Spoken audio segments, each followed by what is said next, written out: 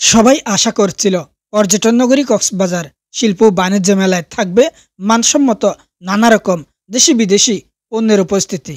বাস্তবে যা দেখা গেল, মেলায় স্টলগুলোতে নেই তেমন নতুনত্ব। অনেক স্টলে দেখা গেছে ফুটপাতের পণ্যে সয়লাভ, বেশি দামও রাখা হচ্ছে এ মেলায়। আর স্টলে ক্রেতা সমাগম না থাকলেও লটারে জোয়া ছিল জমজমাট।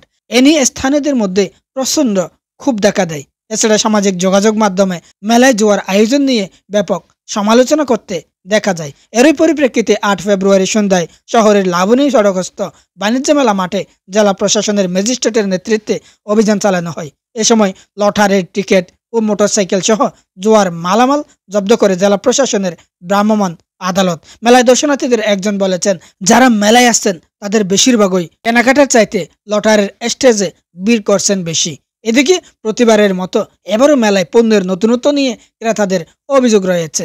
ক্রেতারা বলছেন, বেশিরভাগ পণ্য গতানুগতিক, সব বাজারে পাওয়া যায় এমন পণ্য মেলাতেও মিলছে, তবে দাম তুলনামূলক অনেক বেশি। একজন পর্যটক বলেছেন, এখানে যে পণ্যগুলো আছে তা সচরাচর আমরা বাইরেও দেখেছি, বাইরে থেকে এখানের তুলনামূলক দাম অনেকটাই বেশি। এমনটাই অভিযোগ করছেন মেলায় আগত দর্শনার্থীরা।